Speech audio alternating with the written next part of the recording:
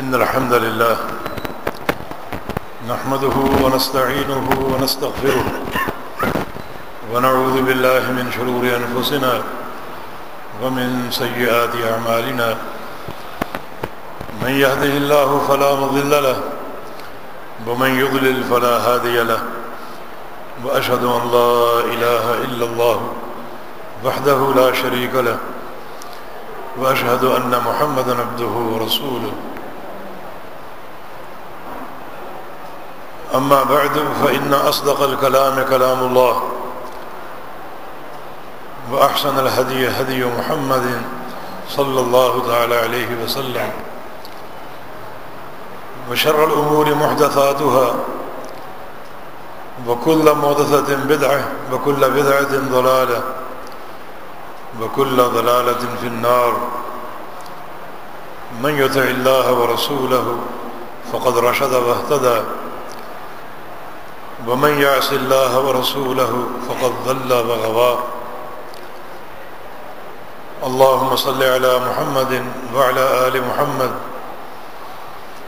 كما صليت على إبراهيم وعلى آل إبراهيم إنك حميد مجيد اللهم بارك على محمد وعلى آل محمد كما باركت على إبراهيم وعلى آل إبراهيم إنك حميد مجيد سبحانك لا علم لنا إلا ما علمتنا إنك أنت العليم الحكيم رب اشرح لي صدري ويسر لي أمري واحلل عقدة من لساني يفقه قولي لقد قال الله سبحانه وتعالى أعوذ بالله من الشيطان الرجيم من همزه ونفخه ونفثه بسم الله الرحمن الرحيم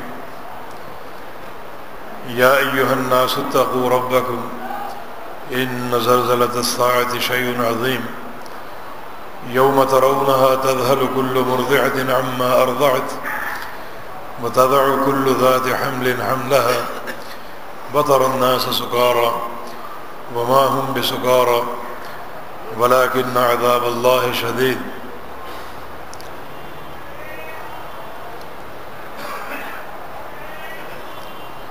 رسول کریم صلی اللہ علیہ وسلم نے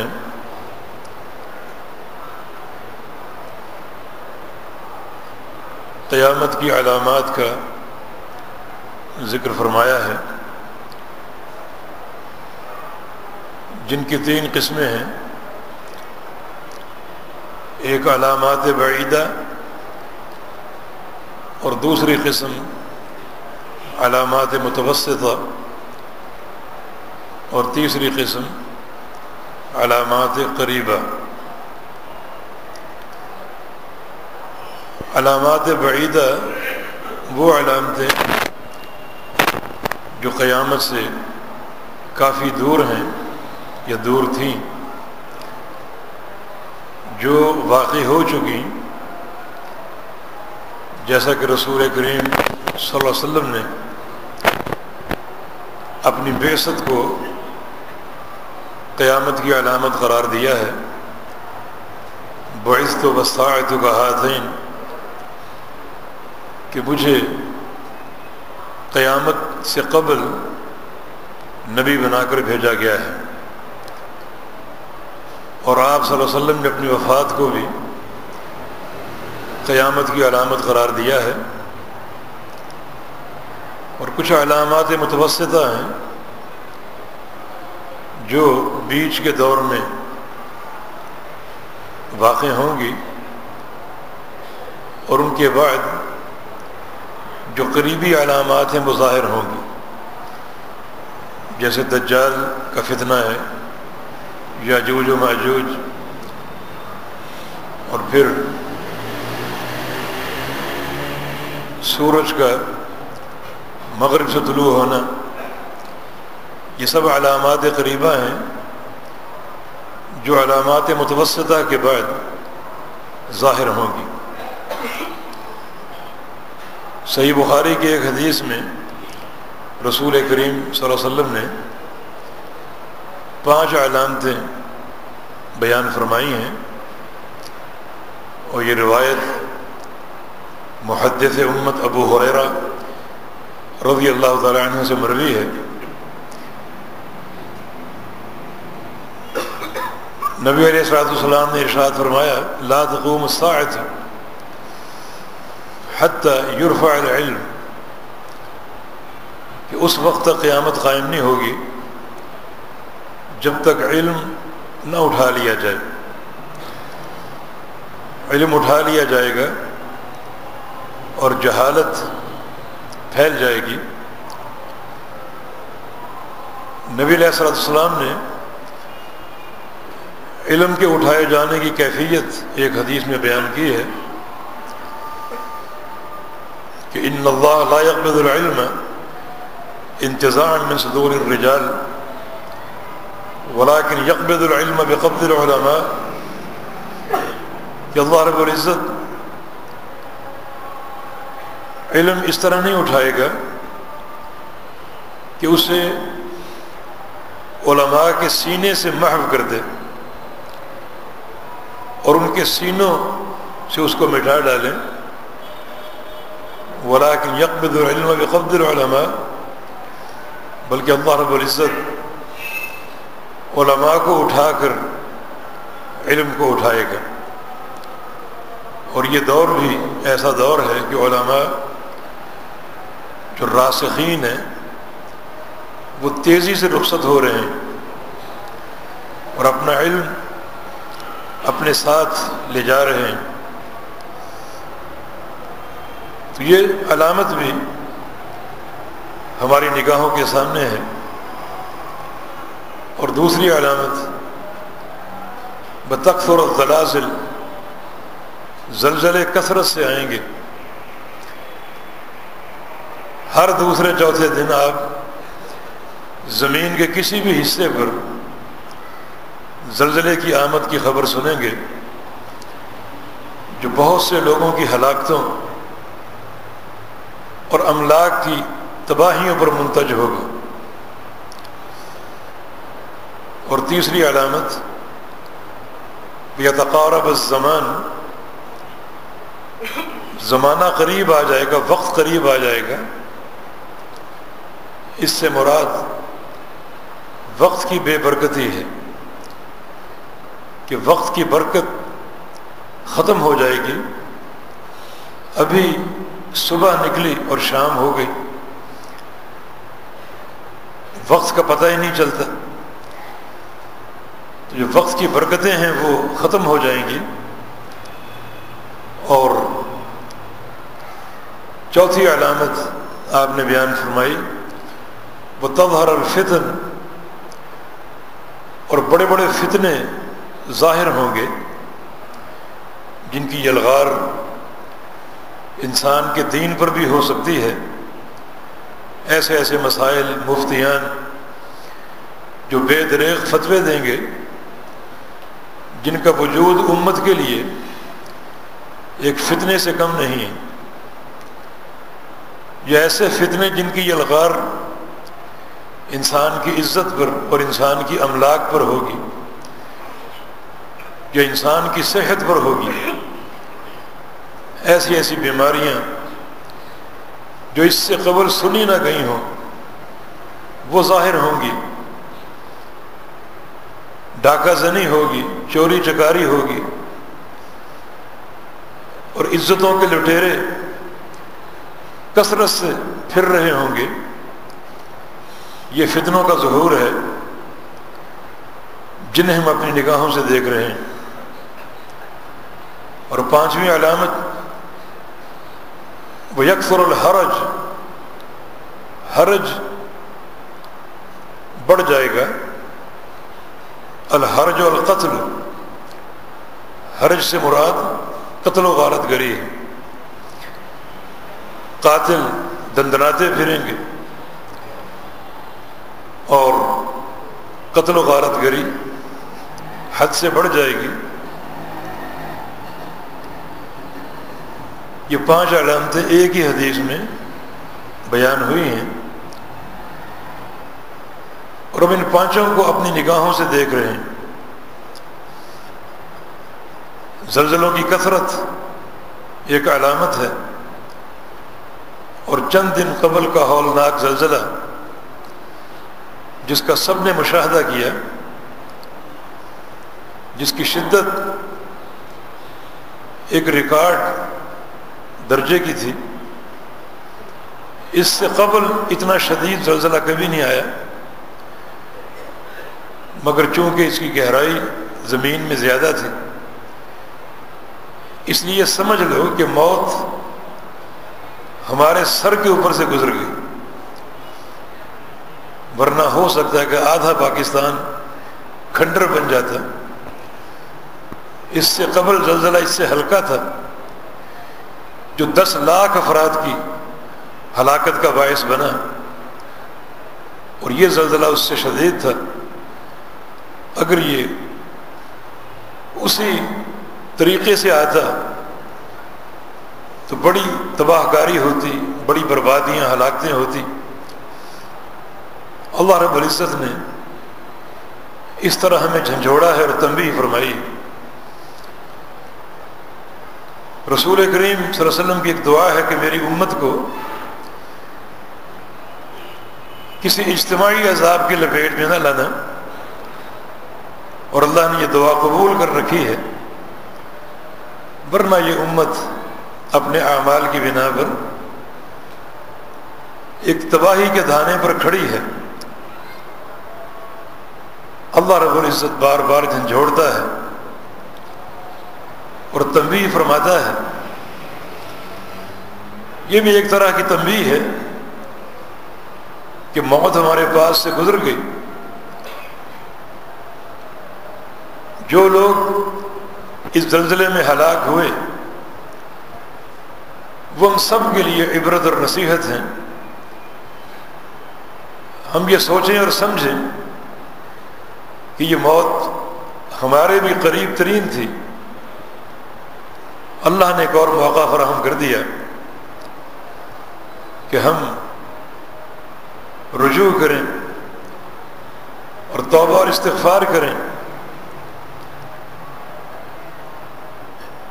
حکمت الہیہ یہی ہے کہ جو لوگ باقی بچتے ہیں وہ ہماری طرف لوٹ آئیں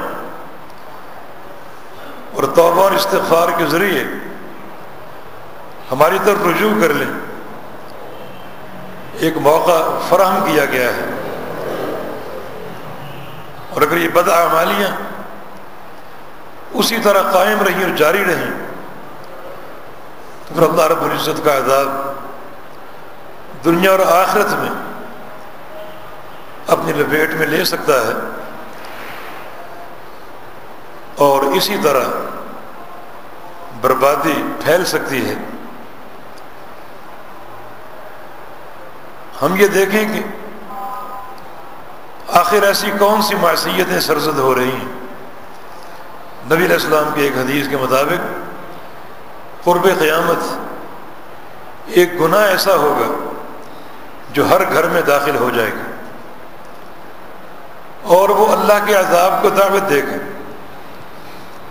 جب معصیت پھیل جائے اور ہر گھر میں داخل ہو جائے تو معصیت تو اللہ کی غیرت کو دلکارتی۔ نبی علیہ السلام کی حدیث ہے کہ ان اللہ یغار،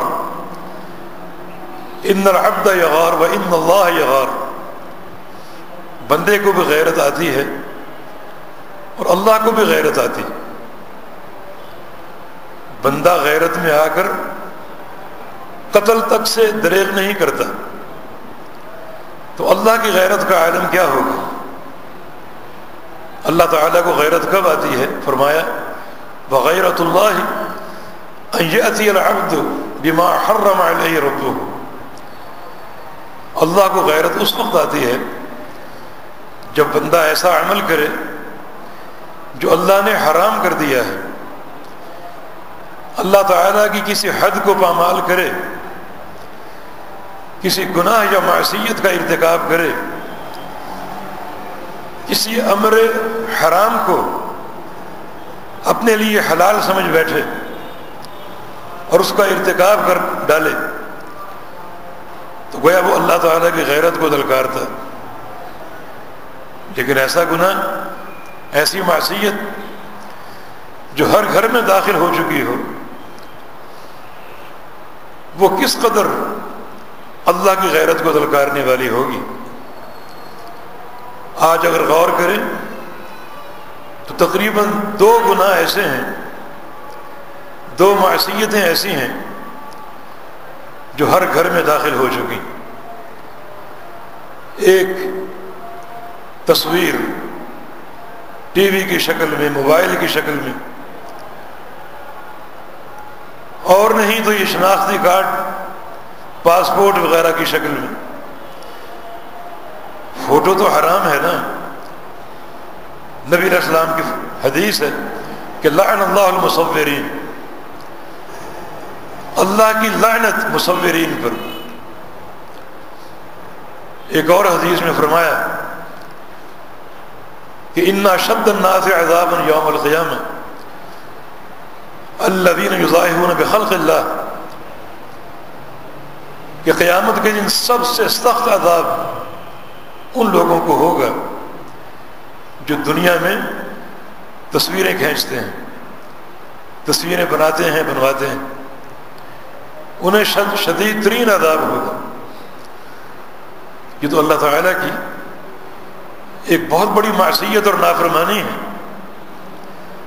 خالق کائنات کے ساتھ تشبہ ہے، کیونکہ مصور اللہ ہے. اللہ تعالیٰ کے علاوہ کوئی مصور نہیں ہو سکتا. لیکن تصویریں کھینچنے والے اور کھنچوانے والے مصور بننے کی کوشش کرتے ہیں.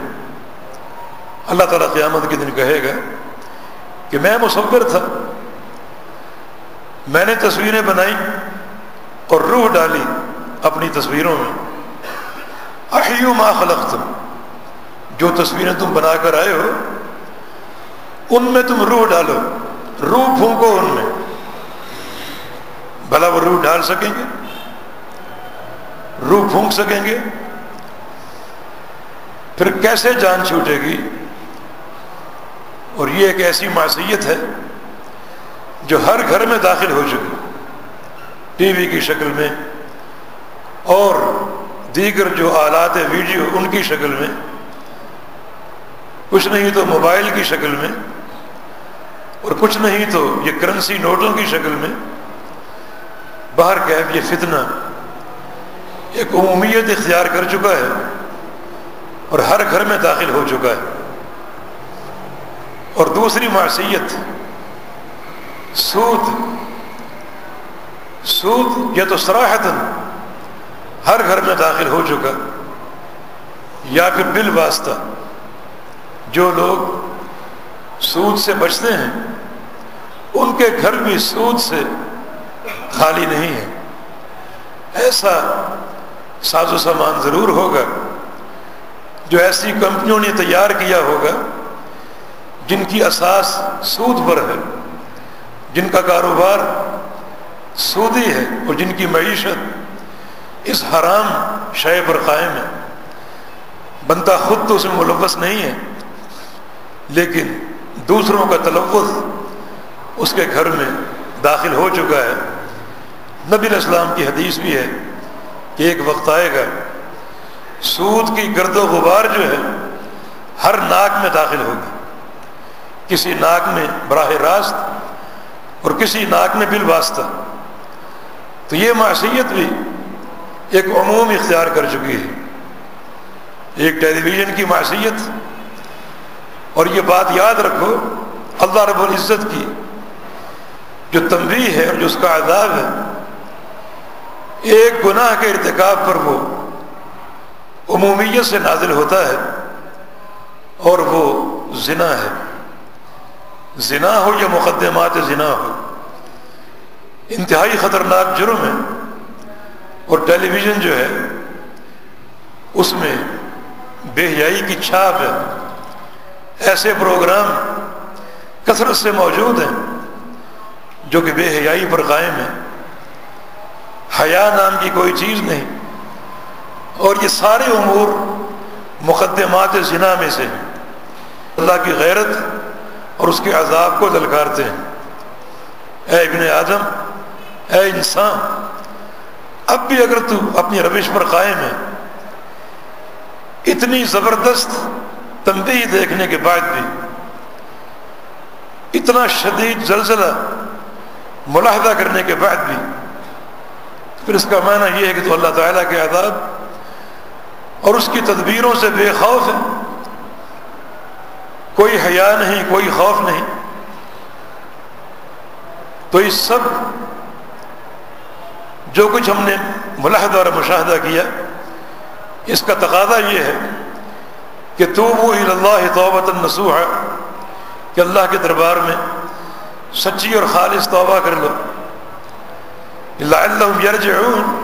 یہ ایک حکمت ہے، ہم دنیا کے عذاب چکھاتے ہیں اور دکھاتے ہیں تاکہ لوگ پلٹ آئیں کہ اب تو پلٹ آؤ، اب تو رجوع کر لو۔ یہ زلزلہ، اس کا مشاہدہ کر کے اب تو اللہ کی طرف سچی توبہ کر لو اور استغفار کی طرف آ جاؤ۔ وہ ذات بڑی غفور الرحیم ہے، وہ بندوں کو بخشنا چاہتا ہے، معاف کرنا چاہتا ہے۔ تبھی تو اس قسم کے حوادث بندوں کو دکھاتا ہے۔ یہ پروردگار کی حکمت، بعض لوگ اس کی لپیٹ میں آ جاتے ہیں۔ وہ لوگ اگر مومن تھے، صاحب عقیدہ تھے، عمل صالح کرنے والے تھے، تو اس آزمائش میں وہ گزر گئے، اللہ تعالیٰ قیامت کے دن ان کو صلہ دے گا۔ نبی علیہ السلام کی ایک حدیث ہے کہ ان امتی امت مرحومہ، کہ میری یہ امت مرحومہ ہے، رحم کی گئی، اللہ تعالیٰ کی رحمتوں کی مستحق۔ لیس لها عذاب فی الآخرہ، میری اس امت کے لیے آخرت میں عذاب نہیں ہے، قیامت میں عذاب نہیں ہے۔ یہ کون سی امت ہے؟ جو سچے عقیدے پر قائم ہو، عمل صالح پر قائم ہو، جن کا عمل اللہ کے پیارے پیغمبر کی اتباع پر ہو، سنت کے مطابق ہو، وہ کفر سے، شرک سے، بدعت سے، معصیتوں سے گریزاں ہوں، ہر وقت توبہ اور استغفار کرنے والے ہوں۔ فرمایا کہ انہیں آخرت میں عذاب نہیں ہوگا، ان کا عذاب دنیا میں ہے، اور وہ کیا ہے؟ الزلازل والفتن، زلزلوں کے ذریعے ہلاکت اور فتنے، مختلف فتنوں میں مبتلا ہونا، امراض ہیں، مالی فتنے، جانی فتنے، مختلف آفات اور بلیات کے فتنے۔ تو ان کے لیے دنیا میں عذاب ہے، آخرت میں عذاب نہیں ہے۔ دنیا کے عذاب کی ایک شکل زلزلوں میں ہلاک ہو جانا اور زلزلوں میں تباہی کا شکار ہو جانا۔ تو زلزلوں میں جو لوگ بھی ہلاک ہوتے ہیں، اگر وہ نیک اور صالح ہیں تو ان کا انجام عند اللہ بہت ہی عمدہ جنت کی صورت میں ہے۔ اللہ تعالیٰ نے انہیں دنیا میں تکلیف دے دی، اب وہ ہر تکلیف سے بچ گئے اور محفوظ ہو گئے۔ لیکن جو لوگ بد عقیدہ ہیں، شرکیات کا ارتکاب کرنے والے، یا بدعات کا ارتکاب کرنے والے، یا معصیتوں کا ارتکاب کرنے والے، وہ بھی اس زلزلے میں تباہ اگر ہوئے ہیں تو ان کے لیے یہ دوہرے عذاب کی ایک شکل ہے، دنیا کا عذاب بھی اور آخرت کا عذاب بھی، کیونکہ مشرک کے لیے کوئی بخشش نہیں ہے، کسی قسم کی رحمت کے مستحق نہیں ہے۔ یہ انجام امت مرحومہ کے لیے ہے، امت کے وہ لوگ جو اللہ تعالیٰ کی رحمت کے مستحق، اور رحمت کے مستحق وہ ہیں جو اللہ اور اس کے رسول کی فرمان برداری کرتے، اطاعت گزار اور وفا شعار ہیں۔ وہ لوگ رحمت کے مستحق نہیں ہیں جو شرک و بدعت کا ارتکاب کر کے اللہ کی غیرت کو دلکارتے ہیں اور معصیتوں کا ارتکاب کر کے اللہ کی غیرت کو چیلنج کرتے ہیں، تو یہ پروردگار کی حکمت ہے، اور پروردگار کی وہ امور جن کے اسرار کو وہی جانتا ہے۔ لیکن ہمارے لیے سب سے بڑی نصیحت یہ ہے کہ ہم اسے ایک تنبیہ تصور کریں اپنے لیے کہ اللہ کا عذاب آیا اور ٹل گیا، ہمارے قریب سے گزر گیا، ورنہ ہم بھی آج من و مٹی تلے بیٹھے ہوتے۔ اس وقت میں گجرات میں تھا، جس عمارت میں تھے اس کو جھولتے ہوئے ہم نے دیکھا، اور ایک بلند و بالا عمارت اگر گر جاتی تو کچھ باقی نہ بچتا۔ یہ ایک تنبیہ جو اللہ پاک نے فرما دی کہ توبوا الی اللہ توبۃ نصوحا، اب تو آ جاؤ میری طرف اور خالص توبہ کر لو، استغفار کر لو۔ اللہ رب العزت بڑا غفور الرحیم، توبہ اور استغفار کر لو گے تو وہ سارے گناہوں کو معاف فرما دے۔ اور ایک مومن کی علامت یہ ہے کہ وہ دنیا میں وہ کردار انجام دیتا ہے جس سے مرنے کے بعد کا معاملہ صاف اور آسان ہو جائے۔ وہ اپنے اوپر آخرت کا بوجھ نہیں رکھتا۔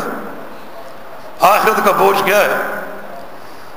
حقوق اللہ میں کوتاہی، نمازیں نہیں پڑھتا، یا پڑھتا ہے تو غفلت کے ساتھ، یا پڑھتا ہے تو خلاف سنت، وہ نمازیں قابل قبول نہیں۔ حج فرض ہے، حج نہیں کرتا، مال سے محبت کہ کون یہ 5-6 لاکھ روپے خرچ کرے۔ روزے نہیں رکھتا، یہ حقوق اللہ کی کوتاہی، وہ یہ آخرت کا وبال اس کے سر پہ قائم ہے۔ یا پھر حقوق العباد میں کوتاہی، کسی کا مال ہتھیا لیا، ادا ہی نہیں کرتا، ادا کرتے کہ سوچتا ہی نہیں، کسی کا کام کرنے کے لیے رشوت لے لی، یہ سب آخرت کا بوجھ اپنے سر پہ لاد رہا ہے۔ کچھ لوگ کہتے ہیں کہ رشوت دینا فرض ہے، رشوت کے بغیر کام کرنا ناجائز ہے۔ یہ مفتی رشوت کے حلال ہونے کا فتویٰ دے۔ ایک انسان رشوت لے بڑی معصیت ہے، رشوت کو حلال سمجھے یہ کفر۔ اللہ تعالیٰ کے کسی بھی حرام کو حلال سمجھ لینا کفر۔ یہ آخرت کے بوجھ ہیں، بندوں کے مال کے تعلق سے ان کے حق پر ڈاکہ ہے۔ یہ ایک شخص غیبتیں کرتا ہے، نمیمے اور چغلیاں کرتا ہے، بہتان ترادیاں کرتا ہے، حقوق العباد کے تعلق سے یہ آخرت کا بوجھ اپنے سر پہ لاد رہا ہے۔ ایک خالص مومن کی ایمان کی پہچان یہ ہے کہ وہ اپنے آخرت کے معاملے کو صاف رکھتا ہے، جو کچھ ہو چکا اس پر توبہ کرتا ہے، جن بندوں کی حق تلفی کی ہے ان سے اپنا دامن بری کرانے کی کوشش کرتا ہے تاکہ آخرت کا معاملہ صاف ہو جائے۔ موت تو اچانک آ سکتی ہے، زلزلہ کسی وقت بھی آ سکتا ہے، یا بندہ کسی متعدی مرض کا شکار ہو سکتا ہے۔ ہمارا کراچی تو کئی بیماریوں میں گھرا ہوا ہے، ایسے ایسے امراض ہیں جن کا کوئی علاج ہی نہیں، اچانک بیٹھے بیٹھے موت کے منہ میں داخل ہو جاتا ہے۔ تو یہ وقت کسی پر بھی آ سکتا ہے، لیکن ہمیں کوشش کیا کرنی ہے کہ ہم پر یہ وقت آئے تو آخرت کا معاملہ پاک صاف ہو چکا ہو، کیونکہ یہ زلزلے تو کچھ بھی نہیں۔ یا ایھا الناس اتقوا ربکم، اے لوگو اپنے رب سے ڈر جاؤ، ان زلزلۃ الساعۃ شیء عظیم، ایک قیامت کا زلزلہ ہے، قیامت کی ہولناکیاں، وہ شیء عظیم ہے، وہ ناقابل برداشت ہے۔ یہ تو دنیا کے زلزلے ہیں جو کائنات کے نظام کو تہہ و بالا کر دیتے ہیں، لیکن ایک زلزلہ اور بھی آنے والا ہے جو قیامت کا زلزلہ ہے۔ سور پھونکا جائے گا اور یہ دنیا تباہ و برباد ہو جائے گی۔ یسألونک عن الجبال فقل ینسفها ربی نسفا، یہ پہاڑ جو ہیں اللہ ان کو ذرے بنا کر اٹھا لے گا، زمین کے سارے پہاڑ ختم ہو جائیں گے، مٹ جائیں گے، اور یہ زمین جو ہے اس میں کوئی اونچ نیچ نہیں ہوگی، ایک دانہ بھی گھاس کا نہ ہوگا، چٹیل میدان ہوگی۔ یہ اخروی زلزلہ ہے۔ زلزلہ کیا ہے؟ زمین کے اندر کی ایسی حرکتیں، زمین کے نیچے سے ایسا تغیر جو رونما ہو اور وہ زمین کے اوپر فساد برپا کر دے۔ دنیا میں زلزلے آتے ہیں اور بڑی تباہی پھیلا دیتے ہیں، لیکن قیامت کا زلزلہ بڑی ہولناک شے ہے۔ صحابہ نے پوچھا کہ یا رسول اللہ صلی اللہ علیہ وسلم قیامت کے زلزلے کی شدت کیا ہے؟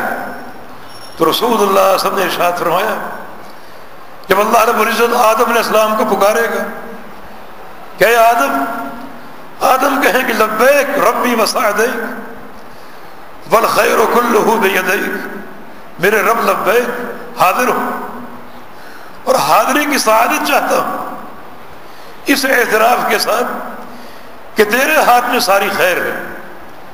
اللہ فرمائے گا کہ ابعث بعث النار، آدم ذرا جہنم کا لشکر نکالو، تمہاری ساری اولاد جمع ہے، میدان محشر میں سارے اولین و آخرین ہیں، ذرا جہنم کا گروہ نکالو۔ آدم علیہ السلام عرض کریں گے وما بعث النار یا رب، یا اللہ جہنم کا گروہ کیا ہے، جہنم کا لشکر کیا ہے؟ اللہ پاک فرمائے گا من کل 1999، ہر 1000 میں سے 999 جہنم کا گروہ ہے اور صرف ایک جنتی ہے۔ یہ پورا میدان محشر آپ کی ذریت سے بھرا ہوا ہے۔ جہنم کے گروہ تیار کرو اور ان کو جہنم کی طرف روانہ کرو۔ آدم علیہ السلام عرض کریں گے یا رب جہنم کا گروہ کیا ہے؟ فرمایا کہ ہر 1000 میں سے 999 جہنمی ہیں اور ایک جنتی ہے۔ یہ ہے قیامت کی ہولناکی جس کی اللہ کے پیغمبر نے نشاندہی فرمائی۔ قیامت کا وہ زلزلہ جو لوگوں کو ہلا کر رکھ دے گا کہ کون بچے گا، کس کو نجات ملے گی۔ جہاں یہ تناسب ہو کہ 1000 میں سے ایک جنتی اور 999 جہنمی، یہ وہ زلزلہ ہے، وہ عذاب شدید ہے جس کی کون تاب لا پائے گا اور کون وہاں پر استقرار جو ہے وہ اختیار کر سکے گا۔ یومئذ یتبعون الداعی لا عوج لہ، داعی کے پیچھے چل پڑیں گے۔ یہ داعی اسرافیل علیہ السلام، اللہ کے وہ فرشتے جو سور پھونکیں گے، اور سور پھونکنے کے بعد یہ نفخہ ثانیہ دوسرا سور پھونکیں گے جب تمام لوگ زندہ ہو جائیں گے، قبروں کے مردے اٹھ کھڑے ہوں گے۔ یہ نفخہ ثانیہ، اسرافیل علیہ السلام سور پھونکیں گے اللہ کے امر سے، اور سور پھونکنے کے بعد کوئی انتظار نہیں ہوگا۔ اسرافیل فوراً لوگوں کو پکاریں گے کہ لوگوں چلو میرے پیچھے، یتبعون الداعی، اب یہ سارے لوگ مجبور ہوں گے اس داعی کے پیچھے چلنے پر۔ اسرافیل علیہ السلام عرض محشر کی طرف جائیں گے اور ساری کائنات کے لوگ ان کے پیچھے ہوں گے۔ لا عوج لہ، کوئی دائیں بائیں نہیں بھاگ سکے گا، کوئی کہیں غائب نہیں ہو سکے گا، سب اسرافیل علیہ السلام کے پیچھے چلتے جائیں گے۔ اور وہ غائب کیسے ہو؟ وجاءت کل نفس معها سائق و شہید، ہر شخص اس طرح آئے گا کہ ہر شخص کے ساتھ 2 فرشتوں کی ڈیوٹی ہوگی، ایک سائق اور ایک شہید۔ سائق اس کو ہانکے گا محشر کی سرزمین کی طرف، اور شہید فرشتہ اس کے کرتوتوں کی گواہی دے گا کہ جس شخص پر میری ڈیوٹی ہے اس کے یہ اعمال تھے، یہ اعمال تھے، دنیا سنے گی، کیسے وہ دائیں بائیں بھاگ سکے گا؟ پھر سرزمین محشر بالکل ہموار اور برابر ہوگی، نہ تو کوئی ٹیلا اور پہاڑ ہوگا کہ اس کی آڑ میں کوئی چھپ سکے، اور نہ کوئی گڑھا ہوگا کہ اس کے اندر کوئی داخل ہو سکے۔ بسم اللہ الرحمن الرحیم، اذا زلزلت الارض زلزالها واخرجت الارض اثقالها، جب زمین پر یہ زلزلہ آئے گا، یہ دنیا کا زلزلہ نہیں ہے، دنیا کے زلزلے بھی تباہی پھیلا دیتے ہیں، مگر یہ زلزلہ سب سے ہولناک ہوگا۔ دنیا کے زلزلوں کو دیکھ کر تمہاری توجہ آخرت کے زلزلے کی طرف مبذول ہونی چاہیے۔ واخرجت الارض اثقالها، جب یہ زمین اپنے سارے بوجھ باہر نکال دے گی۔ یہ اثقال سے مراد دو چیزیں، ایک قبروں کے مردے جو زمین کے اندر دفن ہیں، نبی علیہ السلام کی حدیث ہے جب قیامت قائم ہوگی ایک ایک قبر سے 70 مردے نکلیں گے، اور زمین اپنے بوجھ باہر نکال دے گی، اور بعض آثار کے مطابق اپنے خزانے اگل دے گی، چاندی اور سونے کے ڈھیر لگ جائیں گے، اور انسان یہ ڈھیر دیکھے گا، اب کھڑا ہو کر پچھتائے گا کہ ان چاندی اور سونوں کی خاطر، اس دنیا کی ثروت کی خاطر میں نے چوری کی اور ڈاکے ڈالے، اس دنیا کی ثروت کی خاطر میں نے رشتے توڑے، اس دنیا کی ثروت کی خاطر میں نے گناہ اور معصیتیں مول لی، اب یہ خزانے بکھرے ہوئے ہیں، اے انسان جمع کر لے، جمع کرنا چاہتا ہے، لیکن قیامت کی دہشت ایسی ہوگی کہ ان خزانوں کی طرف کوئی توجہ نہ ہوگی، قیامت کی ہولناکی اس کے پیش نظر ہوگی، کفے افسوس ملے گا کہ اس دنیا کے مال کی خاطر میں کیا کیا حرکتیں کرتا رہا اور کیا کیا نافرمانیاں کرتا رہا، اب مال کی طرف کوئی توجہ نہیں، یہ زمین کی ثروتیں باہر آ جائیں گی اور انسان کی کوئی توجہ اس مال و دولت کی طرف نہ ہوگی۔ وقال الانسان ما لها، انسان کہے گا ارے اس زمین کو کیا ہو گیا، زمین کے پہاڑ کہاں گئے، زمین کے باغات کہاں گئے، زمین کے درخت کہاں گئے، زمین کی وادیاں کہاں گئیں، زمین کے گڑھے کہاں گئے، سمندر اور نہریں کہاں گئیں، کچھ نہ ہوگا، زمین ہموار ہوگی، میری کوٹھیاں کہاں گئیں، میرے بنگلے کہاں گئے، سب کا سب تباہ و برباد ہو چکا ہوگا، کیونکہ ایسا ہولناک زلزلہ اللہ کے امر سے آئے گا، کوئی چیز باقی نہ بچے گی۔ یہ قیامت کا وقوع ہے جو ٹوٹ پھوٹ کے ساتھ ہوگا، سورج چاند ستارے بے نور ہو جائیں گے، پہاڑ تباہ و برباد ہو جائیں گے، ہر چیز ٹوٹ پھوٹ کا شکار ہو جائے گی۔ وجہ کیا ہوگی؟ وجہ اللہ کا غضب، اللہ کا غصہ۔ غضب کیوں؟ اس غصے کا سبب کیا ہے؟ رسول اللہ صلی اللہ علیہ وسلم کی حدیث ہے لا تقوم الساعة حتى لا يقال في الارض اللہ اللہ، اس وقت تک قیامت قائم نہیں ہوگی جب تک زمین کی پشت پر ایک بھی صاحب توحید ہو، جب تک ایک موحد انسان زندہ ہے قیامت قائم نہیں ہوگی۔ اللہ تعالیٰ کو اس موحد سے اتنی محبت کہ اس موحد کی خاطر سورج میں طلوع ہو رہا ہے اور غروب ہو رہا ہے، چاند کا نظام، ستاروں کا نظام، اور زمین کی کھیتی باڑیاں اور نہریں اور سمندر، ہر چیز رواں دواں ہے ایک بندے کی خاطر۔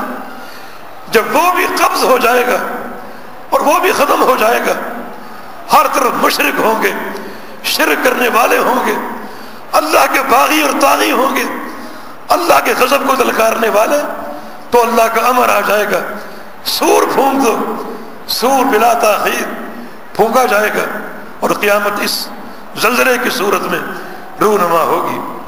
تو پھر ان دنیا کے زلزلوں کو دیکھ کر ہماری توجہ آخرت کے زلزلے کی طرف مبذول ہونی چاہیے۔ ان زلزلۃ الساعۃ شیء عظیم، یہ شیء عظیم ہے۔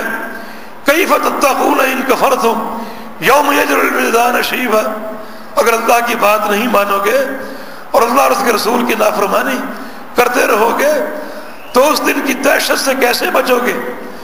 جس دن کی دہشت کو دیکھ کر دودھ پیتا بچہ بھی مارے غم کے بوڑھا ہو جائے گا، حالانکہ بچے کے کوئی احساسات نہیں ہوتے، مگر اس پر بھی یہ ہولناکی ایک چھاپ بن جائے گی، اور اس دن کی ہولناکی کو دیکھ کر یہ معصوم جان بھی بوڑھی ہو جائے گی۔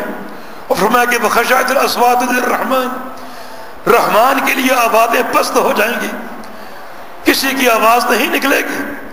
یہ عرض محشر کا تصور ہے، وہ نقشہ جو اللہ نے پیش کیا، فلا تسمع الا ہمسا، آپ صرف ہمس تک کی آواز کو سنیں گے، صرف ان لوگوں کی آواز سنیں گے جن کو اللہ ندا کرے گا کہ آؤ حساب کے لیے، اے فلاں ابن فلاں آؤ اپنا حساب دینے کے لیے۔ اب وہ اللہ کی طرف جا رہا ہے اور اس کے قدموں کی آہٹ سنائی دے رہی ہے، حساب دے کر جانے والوں کی قدموں کی آہٹ، حساب دینے کے لیے آنے والوں کی قدموں کی آہٹ۔ یہ ہمس کا ایک معنی ہے کہ سوائے ہمس کے آپ کوئی آواز نہ سنیں گے، یہ ساری آوازیں بالکل خاموش ہو جائیں گی۔ کس کے لیے؟ للرحمن، رحمان کے لیے، کسی اور کے لیے نہیں۔ سمجھ لو اللہ کے بندو، دنیا میں جن جن کو تم پکارتے ہو، لات و منات و عزا کے لیے نہیں، کسی جن اور پیر و پیغمبر کے لیے نہیں، کسی حجر اور شجر کے لیے نہیں، ساری آوازیں پست ہوں گی رحمان کے لیے۔ اسی مقام کو بڑھ کر توحید کی طرف آ جاؤ کہ اللہ ہی مالک الملک ہے، خالق اور رازق ہے، اسی کو حساب دینا ہے، اسی کی طرف جانا ہے۔ اسی ہولناک منظر کو دیکھ کر عقیدہ توحید کی طرف آ جاؤ۔ یہ آوازیں کسی پیر و پیغمبر کے لیے پست نہیں ہوں گی، ارے پیر و پیغمبر بھی اسی فہرست میں کھڑے ہوں گے جہاں پر عام لوگ کھڑے ہوں گے، نفسی نفسی کا علم ہوگا، کوئی فرق نہ ہوگا، فرق اور مراتب ظاہر ہوں گے حساب و کتاب کے بعد۔ تو اسی منظر کو دیکھ کر کہ رحمان کے لیے ساری آوازیں پست ہوں گی، ہمیں سوچنا چاہیے اور غور کرنا چاہیے کہ ہمارا کیا نصب العین ہونا چاہیے کہ کسی اور کے لیے نہیں، صرف رحمان کے لیے۔ ہم جن جن کو پوچھتے ہیں، پکارتے ہیں، استغاثہ کرتے ہیں، استعانت کرتے ہیں، ان میں سے کسی کا جو ہے وہ کوئی وہاں راج نہ ہوگا، نہ کسی کا خوف ہوگا، اور نہ کسی کے لیے آوازیں پست ہوں گی، صرف رحمان کے لیے ہوں گی۔ تو یہ اخروی زلزلوں کی ایک تصویر ہے جو کتاب و سنت نے پیش کی۔ یومئذ تحدث اخبارها، جس دن یہ زمین اپنے سارے راز اگل دے گی، اپنی خبریں بیان کر دے گی، کیونکہ انسان پوری عمر اس زمین کے پشت پر گزارتا ہے، اور یہ زمین جو ہے اس کے ایک ایک عمل کی رازدان ہے۔ اللہ تعالیٰ قیامت کے دن جب زبانوں پر مہر لگا دے گا تو زمین کو آرڈر جاری کرے گا کہ تو بول، اس انسان کے راز اگل دے، تو اس کی امین ہے، تیرے سینے میں اس انسان کے سارے راز ہیں، تجھ پہ کھڑے ہو کر یہ کیا کرتا رہا، کہاں جاتا رہا، کیا کھاتا اور پیتا رہا، کن اعمال کا ارتکاب کرتا رہا، خواہ وہ نیکیاں ہوں یا برائیاں ہوں۔ پھر یہ زمین بھی راز اگل دے گی، ایک ایک خبر بیان کر دے گی۔ پورے میدان محشر میں محشر کے تمام اولین و آخرین اس بیان کو سنیں گے، سارے بھرم ٹوٹ جائیں گے۔ تو یہ اخروی زلزلہ ہے جس کے بعد کے آثار کتاب و سنت نے بیان کیے۔ دعوت کیا ہے؟ یا ایھا الناس اتقوا ربکم، کیا لوگو تقوی اور پرہیزگاری کی زندگی اختیار کر لو۔ ان زلزلۃ الساعۃ شیء عظیم، قیامت کا زلزلہ بڑی ہولناک شے ہے، اور وہاں بچاؤ جو ہے وہ تقوی کی صورت میں ہے۔ وتزودوا فإن خير الزاد التقوى، زاد راہ آج تیار کر لو۔ اس طویل سفر کا ہم تمہیں بتائے دیتے ہیں کہ آخرت کا زاد راہ جو ہے وہ تقوی ہے، اور تقوی کے علاوہ کچھ نہیں۔ یہ مال و متاع نہیں ہے، مال و منال نہیں ہے، یہ دنیا کے عہدے نہیں ہیں جن کو حاصل کرنے کے لیے تم سچ اور جھوٹ کے قلابے ملاتے ہو، رشوتیں دیتے ہو، بے تحاشا مال خرچ کرتے ہو۔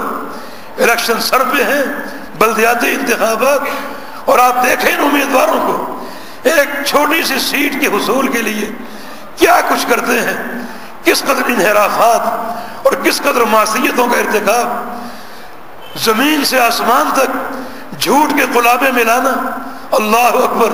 لیکن قیامت کے دن ان میں سے کوئی چیز زیادہ راہ نہیں.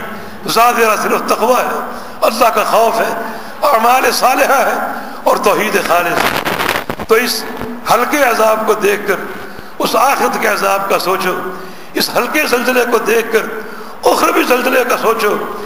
اور سوچنے کا صرف یہی معنی ہے کہ سابقہ زندگی سے توبہ اور استغفار کر لو، رجوع کر لو، اللہ اور اس کے رسول کی اطاعت پر کمر بستہ اور مستعد ہو جاؤ، توحید خالص کو اپنا لو اور تقوی ہمارا آزاد راہ بن جائے.